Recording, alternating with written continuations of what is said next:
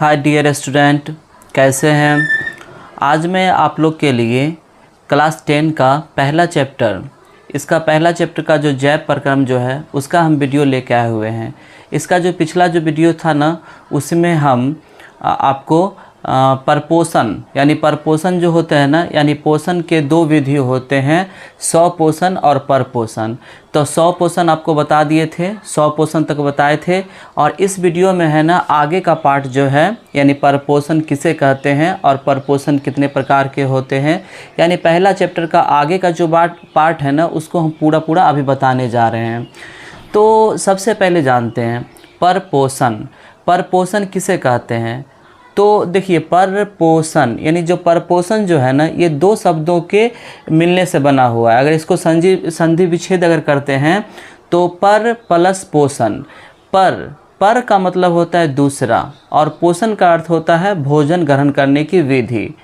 जैसे कि परीक्षा, पर इच्छा यानी दूसरे की इच्छा होता है ना, उसी प्रकार से परपोषण होता है। तो परपोषण किसे कहते हैं?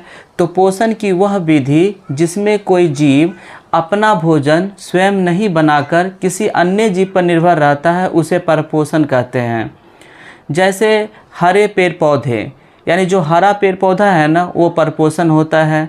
मनुष्य, जीव जंतु, छोटे मोटे जो कीड़े मकोड़े जो होते हैं ना, वो सब भी परपोषण होते हैं, परपोषी जीव होते हैं। तो परपोषण जो होते हैं ना, ये तीन प्रकार के होते हैं। पहला होता है मृतजीवी पोषण, दूसरा होता है परजीवी पोषण, और तीसरा होता है प्राणी संपोषण। तो मृतजीवी पोषण किसे कहते हैं अभी पता है, अभी मेरे पास ये बुक भी है, और इस बुक का है ना लाइन बाय लाइन आपको हम इसका सबका क्लियर करने जा रहे हैं। तो परपोषण के तीन विधि जो होता है, पहला होता है मृतजीवी पोषण। तो मृतजीवी पोषण किसे कहते हैं? तो इसका परिभाषा होगा, पोषण की वह विधि जिसमें कोई जीव मरे हुए जीव जंतु के शरीर से अपना भोजन प्राप्त करता है, उसे मृतजीवी पोषण कहते हैं। उसके बाद आता है परजीवी पोषण। तो परजीवी पोषण किसे कहते हैं? तो पोषण की वह विधि जिसमें कोई जीव किसी प्राणी के संपर्क में रहकर अस्थायी या अस्थायी रूप से अपना भोजन ग्रहण करते हैं ना, उसे परजीवी पोषण कहते हैं। ठीक है। तो ये जो मृतजीवी जो होते हैं ना, मृतजीवी पोषण, इसके उदाहरण में आता है कवक, प्रोटोजोआ, ये सब मृतजीवी पोषण होते हैं। और अपघटक, इसके बाद आता है अपघटक। अपघटक किसे कहते हैं? तो वैसे छोटे छोटे जीव जो मरे हुए जीव जंतु को सड़ाता है, गलाता है, अपघटक कहलाता है। तो अपघटक का अगर परिभाषा अगर आएगा तो आप यहाँ से लिख देंगे कि वैसे छोटे छोटे जीव जो मरे हुए जीव जंतु को सड़ाता है, गलाता है, अपघटक कहलाता है। परजीवी पोषण, ये जो परजीवी पोषण होते हैं ना, इसको पारासाइटोस भी कहा जाता है। पारासाइटोस, पारा का अर्थ होता है पास या बगल, और साइटोस का अर्थ होता है पोषण। और ये जो पारासाइट्स है ना, ये ग्रीक शब्द है।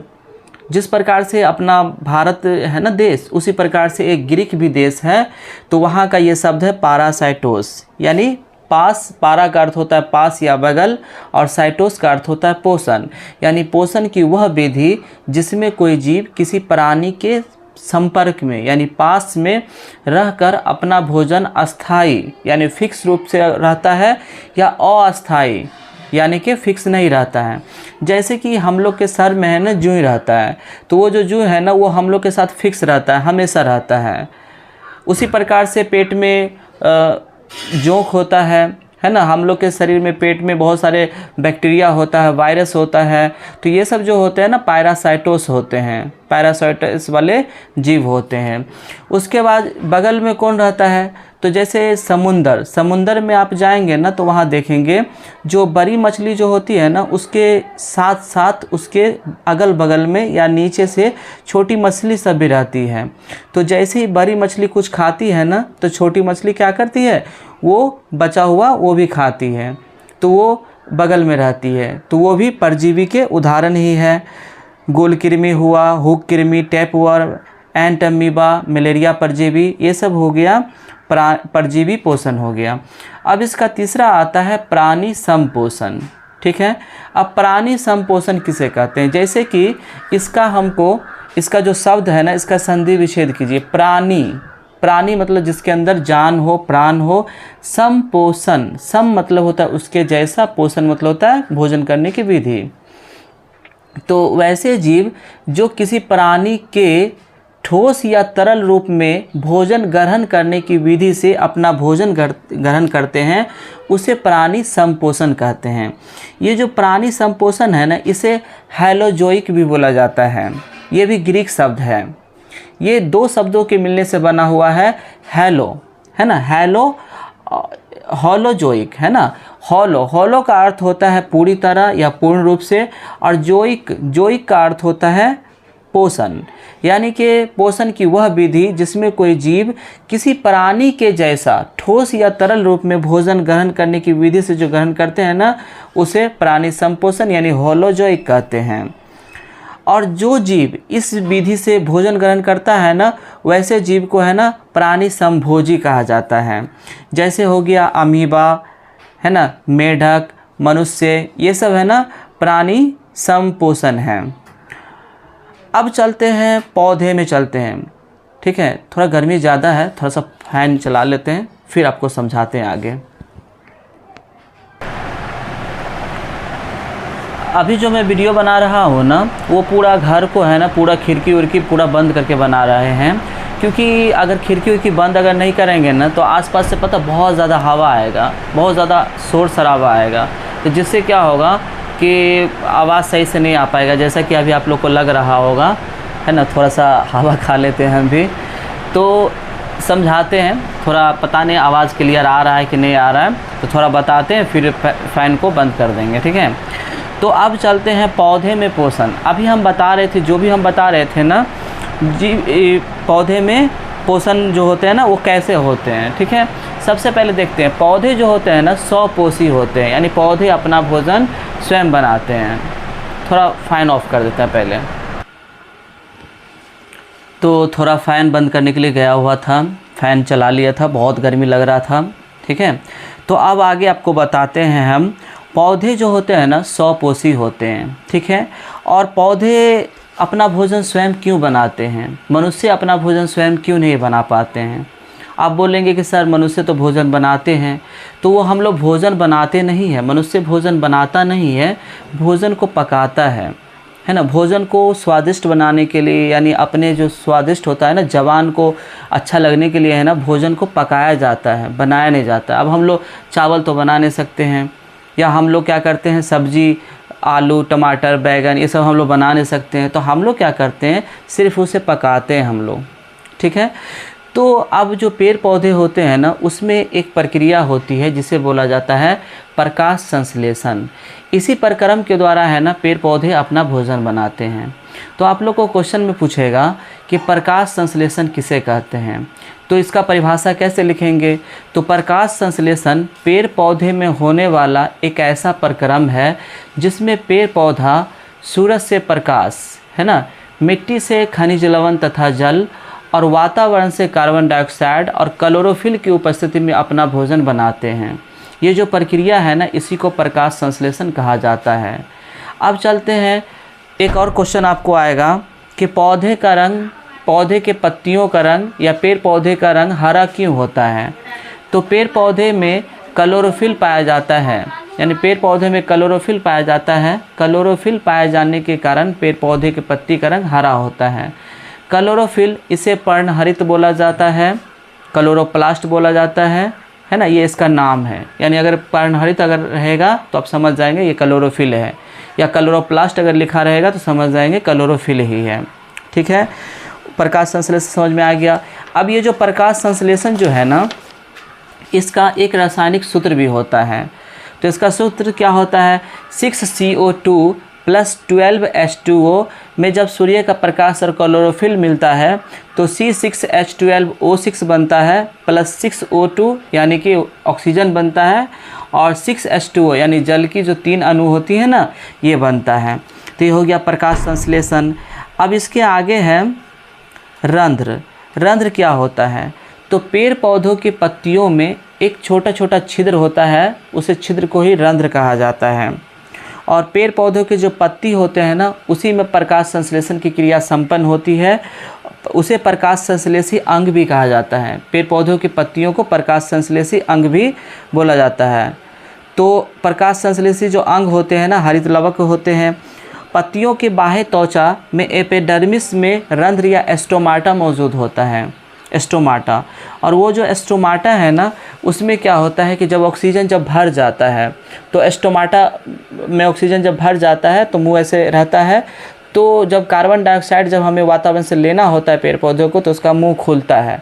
मुंह खुला तो जब मुंह खुलता है ना, उतना ही देर में क्या होता है, उसमें से ऑक्सीजन बाहर निकलता है और कार्बन डाइऑक्साइड पुनः स्टोमाटा में क्या होता है, फिर वो आ जाता है।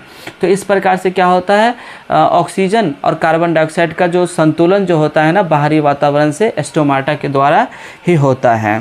तो ये हो गया पेड़ पौधा के बारे में, ठीक है। अब चलते हैं जंतुओं में पोषण। अभी तक जो हम बता रहे थे ना, वो हम बता रहे थे पेड़ पौधा के बारे में, ठीक है। अभी तक हम पेड़ पौधा के बारे में बता रहे थे, अब हम जंतु में बताएंगे। जंतु मतलब मनुष्य के बारे में, जीव जंतु के बारे में। तो सबसे पहले चलते हैं, जंतु जो होते हैं ना, परजीवी होते हैं, है ना। परजीवी यानी अपना पोषण है ना, वो अपना भोजन वो खुद नहीं बनाते हैं, वो अन्य जीव पर निर्भर रहते हैं। अब चलते हैं अमीबा। अमीबा क्या होता है, तो अमीबा एक कोशिकीय जीव है। और पता है, एक कोशिकीय जीव है ना, तीन चार होते हैं। उसका नाम जैसे अमीबा हुआ, पैरामीशियम, यूग्लिना, क्लेमाइडोमोनास, ये सब एक कोशिकीय जीव हैं, ठीक है। इसको आप याद रखेंगे, क्वेश्चन में पूछेगा कि 2-3 एक कोशिकीय जीव का नाम बताएं, तो ये सब आप बताएंगे, ठीक है। तो अमीबा हो गया। अब अमीबा क्या करता है, अपना भोजन कैसे बनाता है। तो अमीबा जो होता है ना, उसका शरीर में कूटपाद निकला हुआ रहता है। जब आप अमीबा का फ़ोटो बनाएंगे तो उसको क्या करेंगे, ऐसे से घस देंगे और बीच में केंद्रक बना देंगे, केंद्रक। और वो जो निकला हुआ जो रहता है, उसी को कूटपाद बोलते हैं। तो जब कोई उसका भोजन उस कूटपाद के करीब में, यानी कि जब कहीं पर वो भोजन देखता है, तो वो अपना कूटपाद के द्वारा वो चलता है, चलते हुए जाता है भोजन के पास में, और भोजन को वो जो कूटपाद जो होता है ना, पैर के टाइप का होता है, उससे वो अपने बीच में कर लेता है। बीच में करने के बाद भोजन को वो पचाता है ना, खाता है, पचाता है। फिर वो भोजन को, वो जो अनपचा होता है, उसे वो बाहर निकाल देता है। तो अमीबा का भोजन जो होता है ना, अमीबा के जो पोषण होते हैं ना, उसमें 3 होते हैं, अंतर्ग्रहण, पाचन और बहिष्करण, ठीक है। और अमीबा जो अपना भोजन है ना, अपने कूटपाद के द्वारा ही पकड़ता है, ठीक है। और अमीबा में है ना, द्विखंडन विधि से क्या होते हैं, उसके जनन होते हैं। यानी जब एक अमीबा जब वयस्क हो जाता है, तो वो 2 अमीबा में पहले उसका केंद्रक बढ़ता है, और जब केंद्रक बढ़ जाता है तो उसका शरीर भी क्या होता है, उसका शरीर भी बढ़ जाता है। तो इस प्रकार से अमीबा में भोजन का पाचन होता है। आपको क्वेश्चन रहेगा कि अमीबा में भोजन रसधानी द्वारा उसका है ना, भोजन का पाचन किया जाता है, यानी रसधानी में होता है। तो ये भी आप याद रखेंगे। अमीबा का यहाँ पे है ना, यहाँ पे पिक्चर भी आपको दिखाई देता होगा, ये जो है ना अमीबा का ही है, ठीक है। पिक्चर तो नहीं दिखा सकते हैं, उसके लिए तो बोर्ड चाहिए, लेकिन थोड़ा बहुत आपको समझाते हुए चलते हैं। तो अमीबा हो गया। अब एक आता है पैरामीशियम। तो पैरामीशियम जो है ना, वो भी एक कोशिकीय जीव है।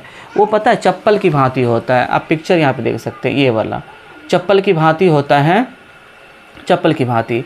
और ये निकला हुआ जो है ना, साइड से पतला पतला रुआ के टाइप का, इसे सिलिया बोला जाता है। और इसी सिलिया के द्वारा क्या होता है, पैरामीशियम में चलन की क्रिया होती है, यानी चलती है। और पैरामीशियम में क्या होते हैं, भोजन को अंतर्ग्रहण करने के लिए शरीर का एक विशेष स्थान होता है, जिसे कोशिका मुख कहा जाता है, यानी साइटोस भी उसे कहा जाता है। तो ये हो गया पैरामीशियम के बारे में। अब हम चलते हैं मनुष्य के पाचन तंत्र के बारे में। मनुष्य तथा सभी उच्च श्रेणी के जंतु में भोजन के पाचन के लिए विशेष अंग होते हैं, जिसे आहार नाल कहा जाता है। आहार नाल जो होते हैं ना, उसमें पाचक ग्रंथियाँ होती है, जिसमें से पाचक रस निकलते रहते हैं। और आहार नाल और इससे संबंधित पाचन क्रिया मिलके पूरे पाचन तंत्र का निर्माण करते हैं। मनुष्य का जो आहार नाल होती है ना, उसकी लंबाई 8 से 10 मीटर होती है, यानी 8 से 10 मीटर लंबा मनुष्य का आहार नाल होता है। उसमें मुख गुहा होते हैं, मुख गुहा जो होते हैं ना, यानी हमारा जो मुंह होता है ना, आहार नल का पहला भाग होता है जिसे मुख गुहा बोला जाता है। मुख गुहा में पता है दांत जो होते हैं ना, उसमें दो जबड़े होते हैं, एक होते हैं नीचे वाला, एक होते हैं ऊपर वाला। तो जो ऊपर वाला जो जबड़ा होता है ना, वो हमारे जो खोपड़ी होते हैं ना, खोपड़ी, उससे वो फिक्स रहता है। लेकिन जो नीचे वाला जो जबड़ा होता है ना, नीचे वाला, वो क्या होता है, फ्री होता है। यानी उसी के कारण हम लोग क्या होते हैं, हम लोग बोलते हैं। तो ये जबड़ा होता है। उसके बाद हमारे मुख गुहा में ने एक जीभ होती है जो मांसल होती है। जीभ का जो आगे का जो भाग होता है ना, वो फ्री होता है, लेकिन पीछे का भाग जो होता है ना, वो बंद रहता है, वो बंधा हुआ रहता है। ठीक है। उसके बाद हमारे जो मुख गुहा में ना दांत भी होती है। वयस्क मनुष्य के जो शरीर है ना, मुंह में 32 दांत होते हैं जो वयस्क होते हैं। और ये जो दांत जो होते हैं ना, ये 4 प्रकार के होते हैं। आप लोग क्लास 8 में पढ़े होंगे, दांत 4 प्रकार के होते हैं। पहला होता है कृंतक, रदनक, चवर्णक और अग्रचवर्णक। तो जो कृंतक जो दांत होते हैं, उससे काटने का काम होता है, कोई भी चीज़ को हम लोग काटते हैं, ये आगे का दांत होता है। रदनक साइड वाला होता है, साइड वाला, जिससे हम लोग क्या करते हैं, जैसे ईखर जो होता है ना, ईखर को हम लोग छीलते हैं या कोई चीज़ को पकड़ के इससे काटते, साइड से चीरते हैं। उसके बाद अग्रचवर्णक, यानी आगे जो दांत होता है 4, वो अग्रचवर्णक होते हैं, आगे चबाने वाला। उसके बाद होते हैं पश्चवर्णक, यानी पीछे जो दांत होते हैं ना, वो पीछे चबाने वाला दांत होता है। तो ये 4 प्रकार के दांत होते हैं। उसके बाद जीभ जो होते हैं ना, जीभ, उस पर क्या होता है, जीभ पे कुछ निकला हुआ रहता है, अंकुरित टाइप से, है ना। ये भी आपको बताते हैं, जिसको स्वाद कलियाँ बोला जाता है। और एक बात और है, हमारे जो जीभ जो होते हैं ना, उसमें आधा जीभ से जो आगे का होता है ना पार्ट, उसी पार्ट के द्वारा हम लोग है ना कोई चीज़ का स्वाद को गमते हैं। यानी उसी पे हमको कहीं पे खट्टा पता चलता है, कहीं पे मीठा पता चलता है, कहीं पे तीखा पता चलता है, आगे की भाग में ही। अगर मान लीजिए आपके घर में कोई बच्चा है ना, अगर वो दवा नहीं पी रहा है, ठीक है, और वो दवा तीता दवा है, पी नहीं रहा है, तो उसको आप क्या करेंगे, बोलेंगे बाबू मुंह खोलो, वो आ करेगा, है ना, बोले आ करो, मुंह खोलो, मुंह खोलेगा। आप क्या करेंगे, उसको एक ढक्कन लेंगे और उसको जो हलक जो होता है ना अंदर, वहाँ पे डाल देंगे, उसको तीता लगेगा ही नहीं, क्योंकि आगे का जो भाग होता है ना, उसी में स्वाद का पता चलता है, पीछे के भाग में स्वाद पता चलता ही नहीं है। तो वो आराम से पी लेगा, उसे कुछ पता ही नहीं चलेगा कि हम क्या पिए। ठीक है। तो इस प्रकार से बच्चे को है ना दवा भी पिला सकते हैं। तो जीभ के बारे में हो गया। उसके बाद हमारे जो दांत होते हैं ना, दांत, उसमें दांत के जड़ में है ना अस्थि मज्जा होते हैं। दांत का जो भाग होता है उसे ग्रीवा भी कहा जाता है, ग्रीवा। और दांत का अधिकांश भाग है ना डेंटाइन होता है। और पता ये हड्डी से भी अधिक करे और पीले रंग की होती है डेंटाइन, ऊपर से इनामेल। और डेंटाइल जो होते हैं, डेंटाइन, उसके ऊपर से इनामेल की परत जमी होती है। जो इनामेल की जो परत होती है ना, वो पता है हड्डी से भी ज़्यादा मजबूत होती है, बहुत ही ज़्यादा वो मजबूत होता है। तो ये दांत के बारे में था। अब दांत जो है, दांत से हमें इतना फ़ायदा है, क्योंकि अगर दांत अगर मनुष्य के शरीर में नहीं होगा तो आदमी अच्छे से खाना भी नहीं चबा पाएगा। और आप जानते हैं कि खाना अगर हम अच्छे से नहीं चबा पाएंगे तो वो अच्छे से पच नहीं पाएगा। और जब अच्छे से नहीं पचेगा तो हमें क्या होगा, शरीर में पोषक जा नहीं पाएगी, अच्छे से शरीर में पोषक मिल नहीं पाएगा। इसलिए दांत का होना बहुत ज़रूरी है। अगर आपके शरीर में अगर दांत अगर नहीं हो, दांत अगर टूट जाए तो आप कमज़ोर हो जाएंगे, धीरे धीरे कमज़ोर होते होते आपका शरीर ख़त्म हो जाएगा। तो इसलिए हमें दांत का क्या करना चाहिए, हमें दांत का हिफाजत भी करना चाहिए। तो दांत का हिफाजत हम कैसे किया जाता है, कैसे करेंगे, तो हमें प्रत्येक दिन क्या करना चाहिए, अपने दांतों को अच्छी तरह से हमें साफ़ करना चाहिए। ठीक है। दांतों को जो साफ़ है ना, हमें या तो ब्रश से करना चाहिए पेस्ट लगा के, या नहीं तो हमें दाँतमन का यूज करना चाहिए। अगर नीम का अगर दाँतमन हो ना, नीम का दाँतमन तो और बेटर है ना, नीम के दाँतमन से बेटर रहता है। और हमें कोशिश करना चाहिए कि हमें एक दिन में 2 टाइम यानी 2 बार हमें दांतों को साफ़ करना चाहिए। एक सुबह के टाइम में जब हम सो के उठेंगे तब, और एक रात के टाइम में जब खाना पीना अच्छे से खा लिए तो उसके बाद दांत साफ़ करके जाके सो जाएंगे, उसके बाद कुछ नहीं खाएंगे। तो इस प्रकार से दांतों को साफ़ करेंगे। और दूसरी बात क्या है कि जब भी हम कुछ खाएंगे, है ना, तो हमें अपने उंगली से क्या करेंगे, दांतों को है ना अच्छी तरह से रगड़ के हम धो लेंगे। और मीठा चीज़ का बहुत कम सेवन करेंगे, यानी बहुत कम खाएंगे। अगर मीठा चीज़ को अगर हमें खाना भी है तो पहले हम मीठा खा लेंगे, फिर उसके बाद हम कोई तीखा चीज़ या कोई नमकीन चीज़ खाएंगे, ठीक है। अगर आप कभी होटल में जा रहे हो, अगर होटल में आप मिठाई खा रहे हो और नमकीन खा रहे हो तो पहले आपको मिठाई खाना है। ऐसा नहीं कि पहले नमकीन खाएंगे और फिर बाद में मीठा लगने के लिए हम मिठाई खाएंगे, जैसे मुंह का स्वाद अच्छा लगे। तो ऐसा नहीं करना है, पहले मिठाई खाना है फिर बाद में हमें नमकीन खाना है। तो गर्मी तो थोड़ा ज़्यादा लग रहा है, थोड़ा फ़ाइन चलाते हैं, 1-2 मिनट के बाद फिर बताते हैं। तो दांतों को हमें इस प्रकार से अपना स्वस्थ बनाए रखना चाहिए, यानी दांत को भी स्वस्थ रखना है। जिस प्रकार से हमारे शरीर में अगर कोई दिक्कत होता है, कोई परेशानी होता है तो हम शरीर को जाके इलाज करवाते हैं, उसी प्रकार से दांतों को भी इलाज करना चाहिए, इग्नोर नहीं करना चाहिए। और कोशिश करना चाहिए कि साल भर में एक बार जाके दांतों के डॉक्टर से दांतों को चेकअप कराना चाहिए, क्योंकि दांत जो होते हैं ना शरीर के लिए बहुत ही इम्पोर्टेंट पार्ट होते हैं। अब हम चलते हैं मुख गुहा में। हमारा जो मुंह होता है ना, इसके अंदर से लार भी बनता है, ठीक है। तो मुख गुहा में जो लार होते हैं ना, 3 जोड़ी लार ग्रंथि पाया जाता है। तो कौन कौन होते हैं? तो पहला होता है सब मैंडिबुलर लार ग्रंथि, सब लिंगुअल लार ग्रंथि, और तीसरा होता है पैरोटिड ग्रंथि। तो हमारे मुख गुहा से लार भी निकलते हैं, जिसे सलावा भी बोला जाता है। और हमारे मुख गुहा से लार क्यों निकलते हैं? आप लोग कभी सोचे हैं कि हमारे मुख गुहा से लार क्यों निकलता है? तो देखिए, अगर हमारे मुंह से अगर लार नहीं निकलेंगे तो उसका पहला रीज़न क्या है कि हमारा जो जीभ है ना, वो सूखना स्टार्ट हो जाएगा, वो सूख जाएगा। तो हम जो कुछ भी बोल पाते हैं ना, वो नहीं बोल पाएंगे, है ना। जीभ से बोले, क्योंकि सूखा हुआ रहेगा, बोलने में नहीं बनेगा। और दूसरा कारण ये है कि हम कुछ खाते हैं तो उसमें वो लार मिल जाता है, उसे गीला करता है। और लार अच्छे तरह से मिलने के बाद क्या होता है, जब वो पेट में जाता है तो हमारा भोजन है ना अच्छे से पचता है। तो इसलिए हमारे मुंह में है ना लार का बनना भी बहुत ज़रूरी है। अगर हम कुछ खा रहे हैं ना तो उसको अच्छे से मुंह में चबाना है, अच्छे से उसमें लार मिलाना है। अगर अच्छे से अगर उसमें लार अगर मिल जाएगा ना तो वही भोजन हमारे शरीर में क्या होगा, लगेगा। नहीं तो क्या करेंगे आप, धरफर में आप खाएंगे तो अच्छे से उसमें लार मिल नहीं पाएगा। जब वो हमारे आमाशय में जाएगा, हमारे छोटी आंत में जाएगा तो वो पच ही नहीं पाएगा, अच्छे से नहीं पच पाएगा। तो हमें क्या करना चाहिए, अच्छे से चबा चबा के भी खाना चाहिए। कहा जाता है कि आदमी को है ना 30 से 35 बार एक निवाला को चबाना है।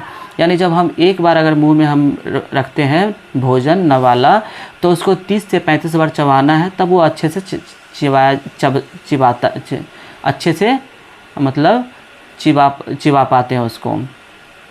अब मुख गुहा में लार हो गया, मुख गुहा के बारे में हो गया। अब उसके आगे हम चलते हैं ग्रसनी, यानी ग्रास नली, है ना। हमारे ये जो है ना पैप, ये पैप जो होता है ना, इसको ग्रास नली बोला जाता है। तो मुख गुहा में जो है ना ग्रास नली होते हैं।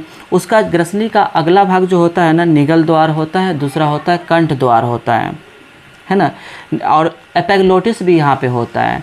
तो हमारे जो कंठ होते हैं ना, उसमें 2 द्वार होते हैं, निगल द्वार, एक निगलने वाला होता है और एक होते हैं कंठ का द्वार होते हैं, जिससे हम लोग सांस लेते हैं। जब आप पानी पिएंगे ना तो आप देखेंगे कि उस समय हमारा सांस है ना रुका हुआ रहता है।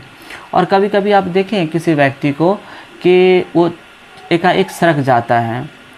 तो इसलिए कहा जाता है कि जब हम खाते समय है ना, हमें एकदम चुपचाप खाना चाहिए। जो खाने वाली वस्तु की कमी हो उसे ही मांगना चाहिए। और बातचीत हमें नहीं करना चाहिए खाते समय, है ना। खाते समय बातचीत नहीं करना चाहिए। अगर आप खाते समय बातचीत करते हैं तो आपको तो मालूम ही है कि सारा खेल माइंड का ही होता है। तो जब हम घोंटते हैं, निवाला जब अंदर घोंटते हैं तो उसका जो कंठ द्वार होता है ना, उस द्वारा अंदर जाता है, और निगल द्वारा अंदर जाता है, और कंठ द्वार जो होता है ना वो बंद हो जाता है एपिग्लोटिस के द्वारा। एपिग्लोटिस यहाँ पे रहता है, उसके द्वारा वो बंद हो जाए। अगर मान लीजिए कि हम बात कर रहे हैं तो जैसे ही हम दाना घोटेंगे तो क्या होगा कि हमारा जो दिमाग है ना उसको इन्फॉर्मेशन नहीं दे पाएगा, हमारे कंठ को इन्फॉर्मेशन नहीं, एपिग्लोटिस जो होता है ना उसको इन्फॉर्मेशन नहीं दे पाएगा। और वो क्या होगा, एक छिद्र जो होता है बंद होता है, उसको वो बंद नहीं कर पाएगा। तो जिसके कारण क्या होगा कि सरक जाएंगे, और लोग सरकते भी हैं। तो इसलिए कहा गया है कि खाते समय एक्स्ट्रा बात नहीं करना है, बस खाने पे ही ध्यान देना है। तो ये एपिग्लोटिस के बारे में पता चल गया, निगल द्वार, कंठ द्वार के बारे में पता चला। अब चलते हैं ग्रसनी। ग्रसनी के द्वारा क्या होता है, भोजन है ना अंदर जाता है, जिसमें क्या होता है कि कर्मा कुंचन होता है, यानी उसका नली सिकुड़ता है, फैलता है, सिकुड़ता है, फैलता है, जिसके द्वारा भोजन आगे की ओर जाता है। उसके बाद भोजन जाता है आमाशय में। ठीक है, हम जो कुछ भी खाते हैं वो, जैसे मान लीजिए हम लोग 1 प्लेट खाएं, तो वो जो पूरा का पूरा 1 प्लेट है ना, वो हमारे जो आमाशय है ना उसमें जाके स्टॉक हो जाता है, जमा हो जाता है।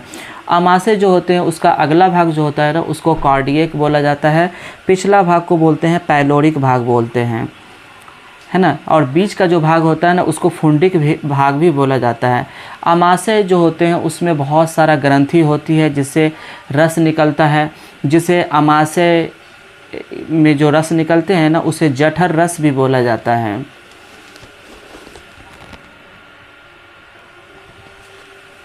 उसको आमाशय ग्रंथि होती है, उससे रस निकलते हैं, उसे जठर रस भी बोला जाता है। जठर रस की जो ग्रंथि होती है ना 3 प्रकार की होती है। पहला होता है म्यूकस, जिसे सेलेस्मा भी बोला जाता है। दूसरा होता है भित्ति, उसे अम्लजन कोशिका बोला जाता है। तीसरा होता है जाइमोजीन, है ना, मुख्य होते हैं। उसके बाद इन तीनों प्रकार की कोशिकाओं के स्राव को जठर रस, यानी तीनों मिला के जो रस निकलता है ना उसे जठर रस बोला जाता है। जठर रस में हाइड्रोक्लोरिक अम्ल, म्यूकस, सेलेस्मा, पेप्सिनोजोन होता है, जिसे पेप्सिन में होता है।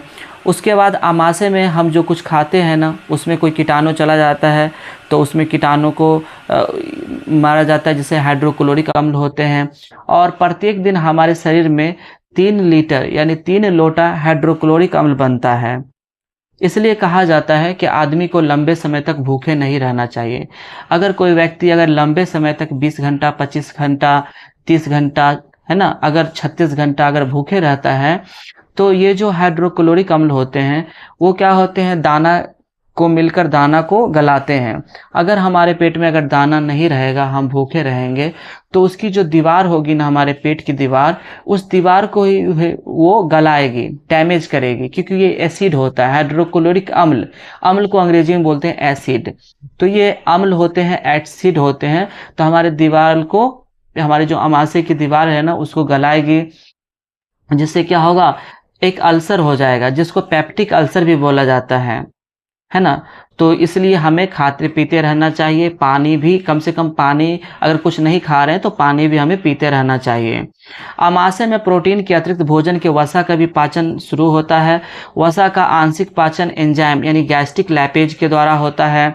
उसके बाद भोजन है ना, आमाशय में अब भोजन गाढ़ा लय की तरह हो जाता है, जिसे कायम कहते हैं। आमाशय के पाइलोरिक छिद्र द्वारा छोटी आंत में पहुंचता है, और जब ये भोजन है ना, जब ये कायम हो जाते हैं तो वो छोटी आंत में चले जाते हैं। छोटी आंत जो होती है ना, आहार नल का सबसे लंबा भाग होता है। आप लोग को क्वेश्चन भी पूछेगा कि आहार नल का सबसे लंबा भाग कौन होता है, तो वहां पे बताएंगे छोटी आंत। छोटी आंत आहार नल का सबसे लंबा भाग होता है, जो 6 मीटर होती है, और इसकी जो चौड़ाई है ना 2.5 सेंटीमीटर होती है, यानी 2.5 सेंटीमीटर ये चौड़ा होती है। उसके बाद जो लोग मांसाहारी होते हैं ना, जो मांसाहारी जीव होते हैं, उसमें जो आहार नाल है ना छोटा होता है, लेकिन जो शाकाहारी होते हैं ना उसमें आहार नाल की लंबाई काफ़ी बड़ी होती है। छोटी आंत के 3 भाग होते हैं। पहला होता है ग्रहणी, दूसरा होता है जेजुनम, तीसरा होता है इलियम। और ये जो आमाशय के जो पाइलोरिक भाग है ना, ये बाद में शुरू होता है, और ये सी का आकार का होता है। ठीक है, उसके बाद इसमें से एक नलिका निकलती है जिसे अग्नाशय वाहिनी बोलते हैं, तथा दूसरी नलिका निकलती है जिसे मूल पित्त वाहिनी बोला जाता है। तो इस प्रकार से है ना आपका चैप्टर खत्म कर रहे हैं इस चैप्टर को, और इस चैप्टर को है ना आप देखते रहिएगा वीडियो, आपको आसानी से आज जो हम बता रहे हैं ना अच्छे समझ में आता रहेगा। अब उसमें से पता है पित्त भी निकलता है, हमारी छोटी आंत में पित्त भी निकलता है, जिसे पित्राशय यानी अग्नाशय रस बोला जाता है, सक्कस एंट्रिक्स भी बोला जाता है। लीवर होते हैं। अब हम लोग चलते हैं लीवर के बारे में, यानी यकृत के बारे में। यह शरीर का सबसे बड़ी ग्रंथि होती है। अगर आपको क्वेश्चन पूछेगा कि मानव शरीर की सबसे बड़ी ग्रंथि क्या होती है, तो आपको लिखना है यकृत यानी लीवर होती है। लीवर जो होता है ना, भार के हिसाब से ये करीब 1.5 kg होते हैं और ये उदर गुहा के ऊपरी भाग में अवस्थित होते हैं। यकृत कोशिका से पित्त का स्राव होता है। पित्त, स्रावित पित्त का संचय पित्तराशय द्वारा होता है, यानी हमारे जो अमाशय जो होते हैं, हमारी जो छोटी आंत होती है ना, उसमें पित्तराशय होते हैं ना, पित्तराशय से ही पित्त निकलता है। और ये पित्त क्या करते हैं, जो हमारे भोजन है ना, उसका जो अम्लीयता गुण है ना, उसको वो नष्ट करता है। अब चलते हैं अग्नाशय। अमाशय के ठीक नीचे ग्रहणी के पीले रंग की ग्रंथि होती है ना, जिसे अग्नाशय बोला जाता है। ये आपस में जुड़कर अग्नाशय वाहिनी बनाती है, जिसमें अग्नाशय रस में ट्रिप्सिन, एमाइलेज, लाइपेज, न्यूक्लेज ये सब निकलते रहते हैं। उसके बाद आता है आंत ग्रंथि। छोटी आंत का दीवार में कई प्रकार की ग्रंथि निकलती है, जिसे आंत्र ग्रंथि बोलते हैं। इसे रस का स्राव होता है, जिसे आंतर रस भी बोला जाता है ना। अब इसके बाद जो भोजन है ना, बहुत ही पतला हो जाता है, बहुत ही पतला हो जाता है। और भोजन में जो पानी वगैरह होते हैं ना, हाँ, भोजन पतला हो जाता है। अब भोजन को चाइल कहा जाता है। चाइल में पचे हुए भोजन का अवशोषण इलियम के विलाई में जाता है। अब चलते हैं बड़ी आंत के बारे में। थोड़ा लंबा वीडियो हो रहा है, लेकिन एक ही वीडियो में जो चैप्टर है ना खत्म हो रहा है। इसका जो पिछला जो था ना वीडियो, उसमें थोड़ा सा ही बताए थे। उस दिन बहुत गर्मी था इसलिए छोड़ दिए थे। अभी इसका हम क्लियर करने जा रहे हैं। अब बस थोड़ा सा ही बड़ी आंत बचा है।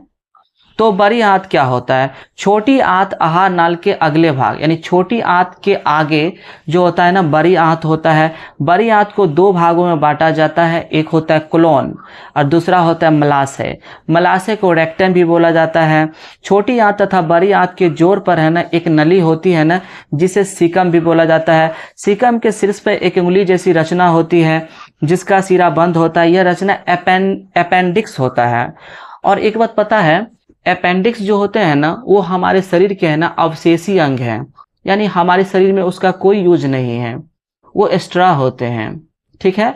और ये जो अपेंडिक्स है, कभी कभी ज़्यादा बढ़ जाता है ना, तो आदमी को पेट में दर्द होने लगता है, यानी अपने आप उसको दर्द होगा पेट में। तो डॉक्टर साहब क्या करते हैं, वो जो अपेंडिक्स जो होता है ना, उसको वो काट के और वो निकाल देते हैं, जिससे क्या होता है, हमारे शरीर का जो एक्स्ट्रा जो अंग पेट में रहता है, जिसके वजह से दर्द हो रहा था, वो दर्द होना बंद हो जाता है और शरीर पे कोई बुरा प्रभाव भी उसका नहीं पड़ता है, क्योंकि वो एक्स्ट्रा अंग होता है।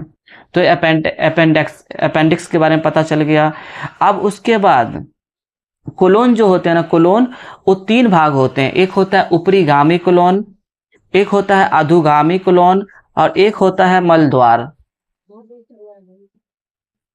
तो लास्ट में क्या होता है कि लास्ट में मल द्वारा जो अनपचा भोजन होता है वो बाहर निकल जाता है। तो ये जो आप लोग का जो अभी इस चैप्टर जो था, पहला जो था जैव प्रक्रम, उसका ये पार्ट 2 था और ये ख़त्म होता है। अब अगला जो आपका वीडियो हम बनाएंगे ना, वो आपको इसका क्वेश्चन आंसर करवाएंगे। तो अगला वीडियो भी आप देखिएगा। तब तक के लिए गुड बाय।